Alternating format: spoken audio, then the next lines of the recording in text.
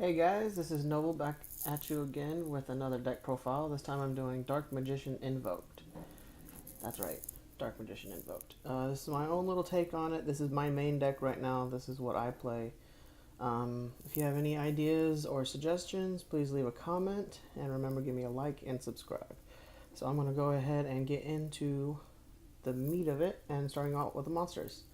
So we have 3 Dark Magicians. Main card of the deck. And then 3 of the best support card in the deck, which is Apprentice Illusion. Apprentice Illusion can be special summoned by discarding 1 card from your hand. When she's normal or special, she adds a Dark Magician from deck to hand. And then, during damage calculation, if you have a Dark Spellcaster monster attack or battle an opponent's monster, her effect is a quick effect, so it's pretty nice. You can send her from your hand or face up on your front side of the field to the graveyard. The monster you control gains 2,000 attack and defense during the damage calculation. So it's pretty nice. And her little special summon thing is not a once per turn, so it's pretty good. Then we got 3 Magician's Rod. Magician's Rod is your searcher. He cannot search for Eye of Timaeus, which kind of sucks. I'm sure most of you know that by now. But what he says is when he's normal summoned, add a spell card from your deck to your hand that specifically lists the card Dark Magician in its text. Then during your opponent's turn, if you activate a spell or trap card or effect while this card is in your graveyard, except during the damage step, tribute a spellcaster type monster and add this card to your hand. So it's kind of nice when you got Dark Magician, say Eternal Soul on the field. Your opponent does something, you can tribute the Dark Magician, add him to hand, and then on your turn you got another, search.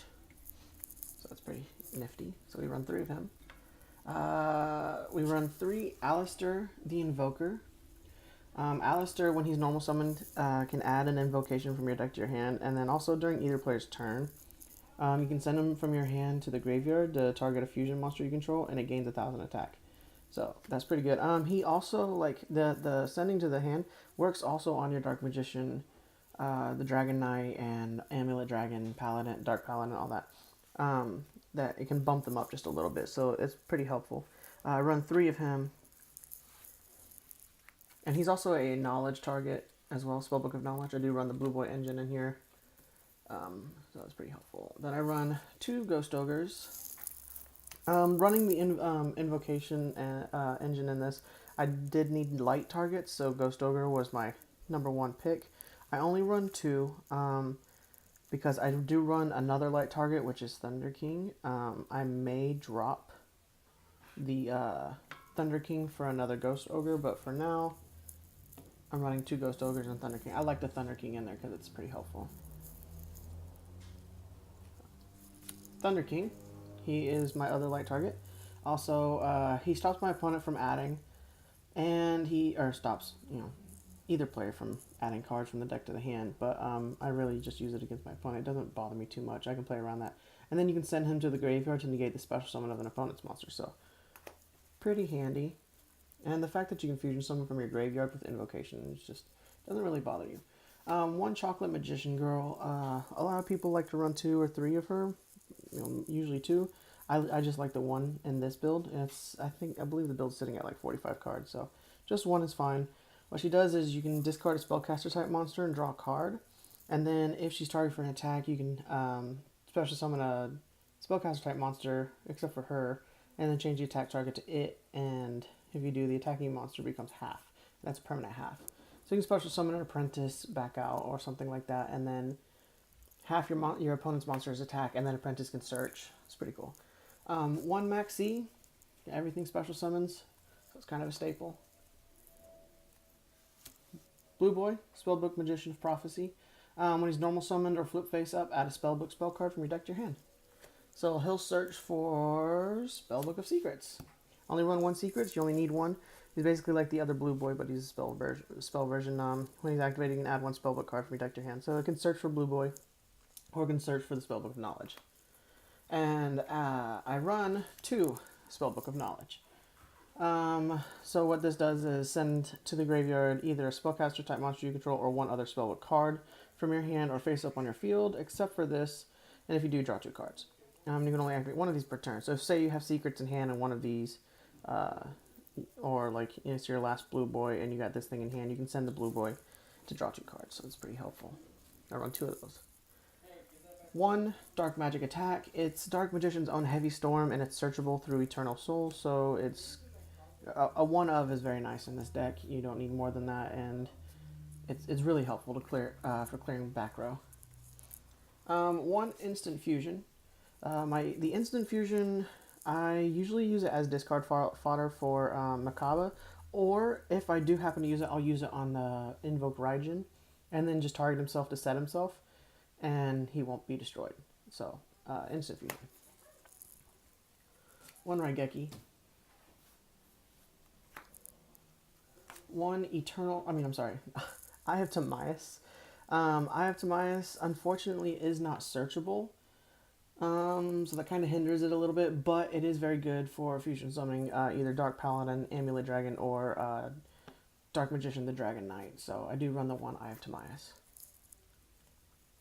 1 Dark Magic Inheritance. This is a search. You banish 2 spells. There's plenty of spells in this deck. So you banish 2 spells and add a spell trap card from your deck that specifically lists Dark Magician or Dark Magician Girl in its text and add it to your hand. That's pretty nice. Book of the Law. This one, I only use it for as discard fodder for the Macabre, or if I'm going for game, I'll special summon a different Invoked by activating this during the battle phase.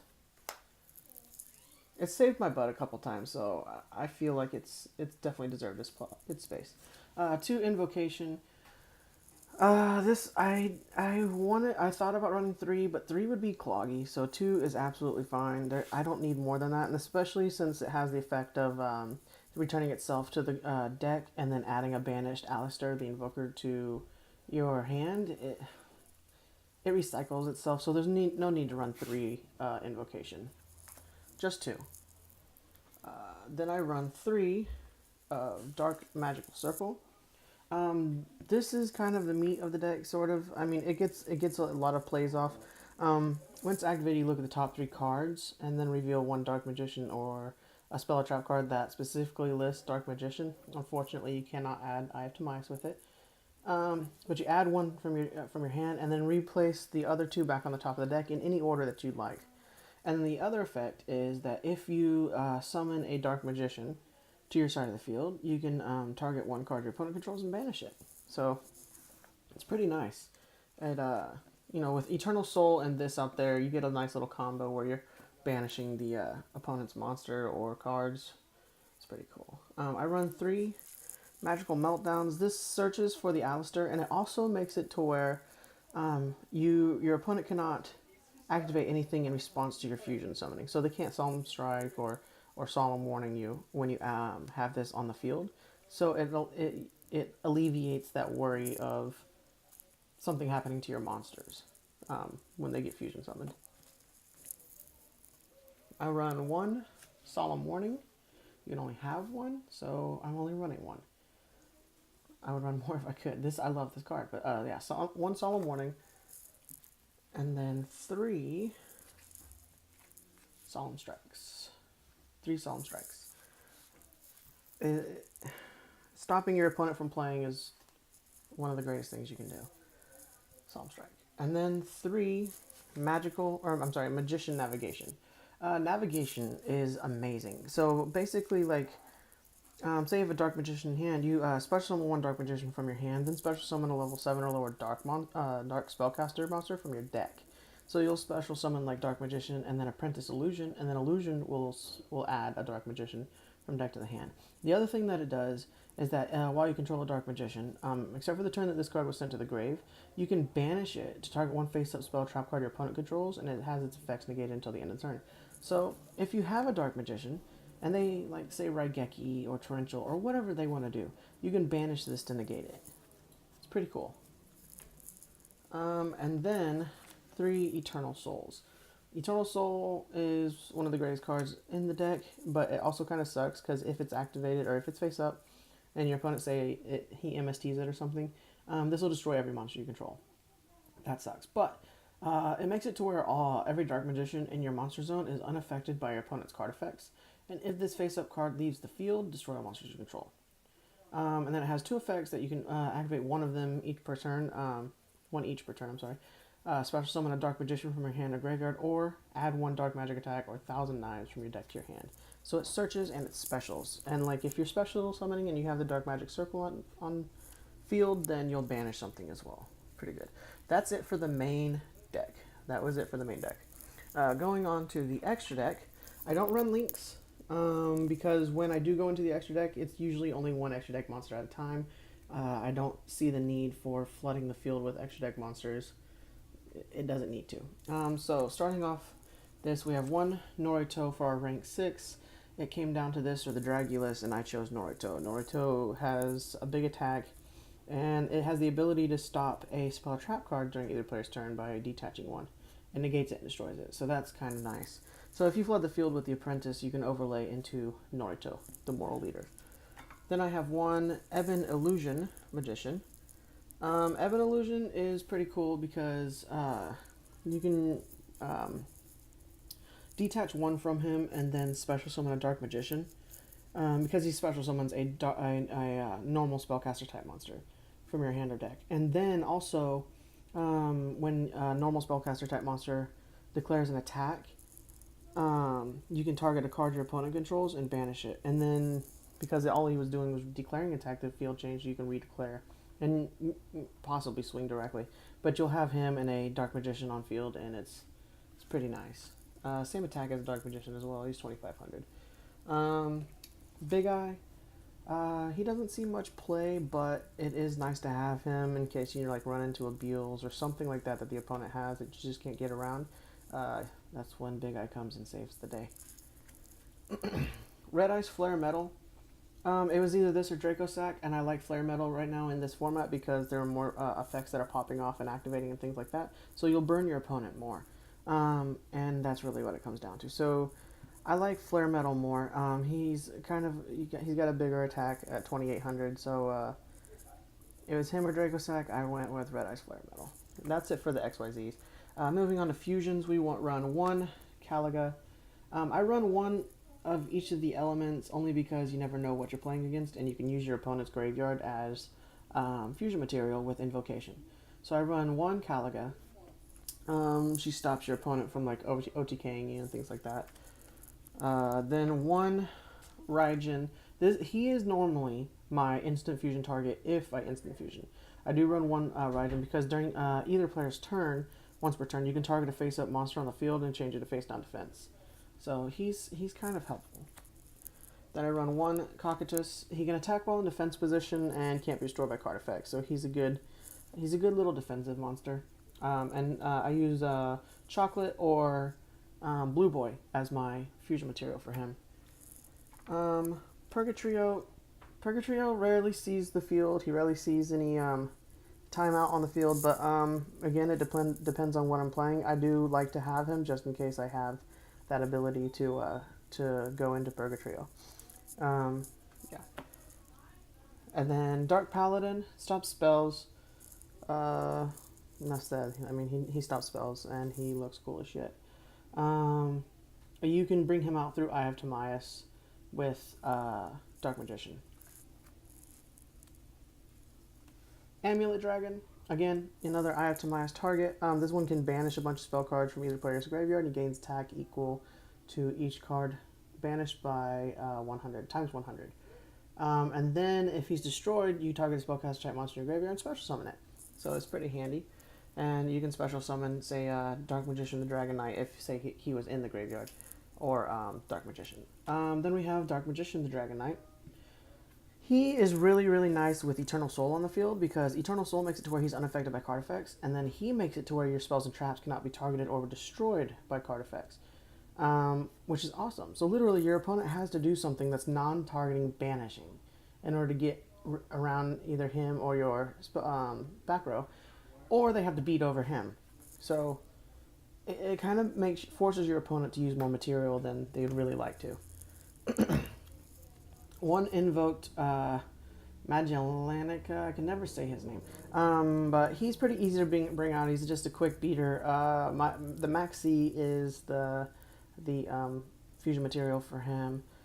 Uh, and then your opponent, you know, you normally will run a Maxi or something like that because he takes an Earth, so he's pretty simple to get out. The two boss fusions are Macabas. I only run two, don't need more than two. Macaba, though, during either player's turn, when your opponent activates spell trap or monster effect, you can send the same type of card, monster spell or trap, from your hand to the grave and negate the activation. If you do, banish that card. So banish your opponent's material, and he's just awesome. The only downside I always see to him is that he's weak. Like, his attack is weak.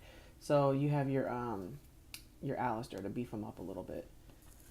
That's the one downside. And I do run one Elysium because I do happen to go into it quite often because a lot of the decks out right now are of the same element.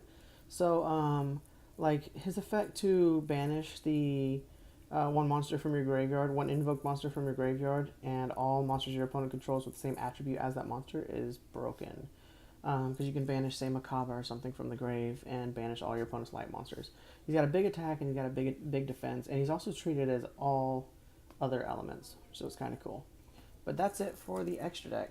That's it for the invokes. I do have a side deck. Let me go ahead and go through that one real quick. I'm running one Pot of Desires. Pot of Desires in Dark Magicians is not bad. So once you set up and you're no longer worried about banishing your Dark Magicians or anything like that, Pot of Desires becomes really relevant, and it allows you to get to those combo pieces a lot faster. So I do run one Pot of Desires. I run double Cosmic Cyclone. Pay 1,000 life points and target a spell or trap card on the field. Banish it. Yeah. Run two of those. One Dark Renewal. I love this card. I wish I could main it, but I really don't need to main it right now. But it's great when your opponent, because when your opponent normal or special summons a monster, you target one of those monsters and a spellcaster monster you control. You send them both to the graveyard. Don't destroy. You send them both to the graveyard. And special one dark spellcaster type monster from your deck or graveyard. Send. It sends. It's amazing. So when an opponent's monster says, oh, it can't be destroyed, well, you're not destroying it. You're sending it. Wording. Yu-Gi-Oh! Wording. Full Force Virus. Everything pretty much is dark, so Full Force is relevant in there and good. Eradicator. I use this in mirror matches. I'll always use this in mirror matches. Just mess up my opponent. Only use one. Then I run 3 dimensional barriers. Again, I'll probably usually play this in a mirror match. I'll play this against, well, Zodiacs are dead, so I don't really play against it too often, but play it against Zodiacs, and yeah, it's still a pretty decent card. Just doesn't mess with links, so that sucks. This card is only ever seen in mirror matches, which is Ghost Reaper and Winter Cherries. Again, this is just to mess up those Dark Magician players. I don't see very many Dark Magician Invoked players out there because it is a very rogue deck and it's very different, so I don't really worry too much about that. But Ghost Reaper and Winter Cherries. Legion the Fiend Jester. Now, Legion is a really cool little spicy tech, because what he does is when he's normal summon, or I'm sorry, it's not even when he's normal summon. During your main phase, you contribute summon a spellcaster type monster in face-up attack position in addition to your normal summon or set. So you can normal summon him, and then say you opened up with him and Apprentice. You can normal summon him and then tribute him for Apprentice Illusion Magician.